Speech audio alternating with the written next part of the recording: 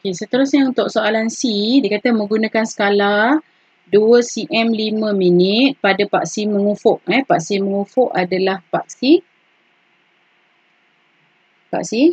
X. Okey. Dan 2 cm kepada 5 orang pelajar. Ini 2 cm kepada 5 orang pelajar ni untuk paksi Y lah. Okey. Paksi mengufuk dengan X, paksi Y ni adalah paksi mencancang. Dia suruh kita lukis ogif. Soalan minta kita lukis ogif. Okey, jadi menggunakan kertas graf. Okey, kertas graf, ogif mesti ada paksi X, lepas tu paksi Y. Okey, jadi paksi X kat bawah ni. Okey, untuk graf statistik, ogif ke, histogram ke, poligon kekerapan ke, dia takkan ada nilai negatif kan. Jadi maknanya paksi X kita boleh di bawah sekali ataupun dan paksi Y kita berada di di belah kiri sekali. Okey. Okey. Jadi untuk ogif nilai yang di bawah ni adalah nilai sempadan atas. Okey, nilai sempadan atas, manakala nilai paksi Y adalah nilai kekerapan longgokan.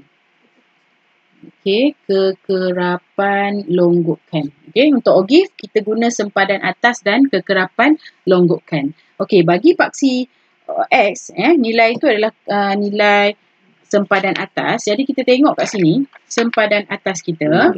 Okey, kat sini sempadan atas kita mula dengan 5.5 kan. Tapi 5.5 ni kekerapan longgokan kita adalah 3. Okey. Jadi untuk ogif kita kena pastikan sempadan atas yang mula-mula adalah kekerapan longgokan kosong. Jadi bila tak ada kat sini macam mana kita nak buat? Okey, sempadan atas yang pertama ni tolak dengan saiz selang kelas. Okey, untuk selang kelas kita ni saiz dia berapa? 5 kan? Jadi 5.5 tolak 5 kita dapat 0.5. Okey. 0.5 ni lah kekerapan longgokan dia kosong. Okey, itu yang kita kena mula graf ogif kita. Jadi 0.5 mula-mula ni. Okey, 0.5.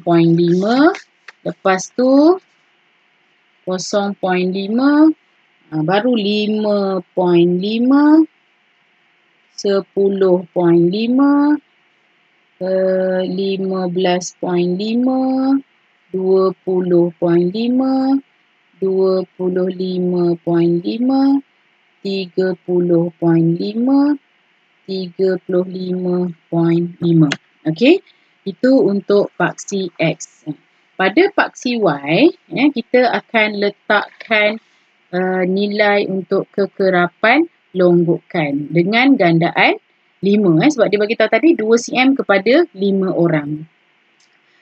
Mula dengan 5 dan berakhir dengan 40. Sebab jumlah bilangan pelajar tadi ada 40. Okey, 15, 20, 25, 30, 35, 40, lebih 40 aja. Okey, 40 sampai 40. Okey, lepas dah dapat tu kita pun plot. Plot lah kita punya ogif. Okey, 0.5 kekerapan longgokan kita kosong. Okey, kosong.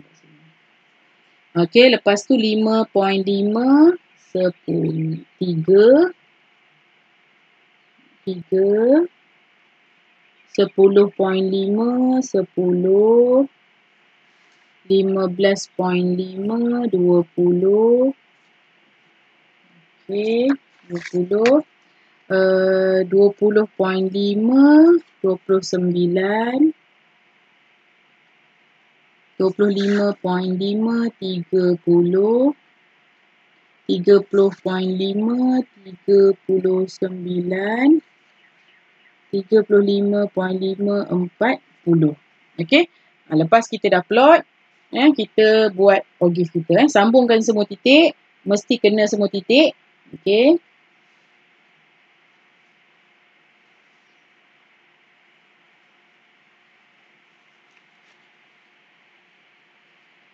Okey, ogif kita mesti pastikan ogif kita licin, smooth line. Okey. Dan dah siap kita punya OGIF 4 markah. Okey, kat mana markah dia? Markah pertama pada paksi yang sekata, markah kedua dan ketiga pada titik-titik yang awak plot, markah keempat pada graf OGIF awak yang licin. Okey, 4 markah kat situ. Kemudian kita tengok soalan akhir sekali. Daripada OGIF, hitung peratus pelajar. Okey, daripada OGIF, hitung peratus pelajar yang melakukan riadah lebih daripada 20 minit seminggu. Okey, kat mana lebih 20 minit seminggu? Tengoklah dekat kita punya ni 20 minit kat sini kan lebih. Okey, dia nak lebih. Kalau kat sini 20.5 dah lebih kan? Jadi berapa orang yang lebih? Kat sini berapa orang? Kat sini 29 orang. Maknanya lebih daripada 2.5 tu 40. Sebab semua ada 40 orang kan? 40 tolak 29 dapat 11 orang. Mana 11 orang pelajar dia melakukan riadah lebih daripada 20 minit seminggu. Tapi soalan bukan nak berapa orang, soalan nak berapa peratus. Okey, jadi 11 per dengan 40 orang darab 100. 11 per 40 darab 100. Okey, kira guna kalkulator. 11 per 40 darab 100. Awak dapat 27.5%. 27.5%. Okey, ini 1 markah. Okey, siap awak punya OGIF.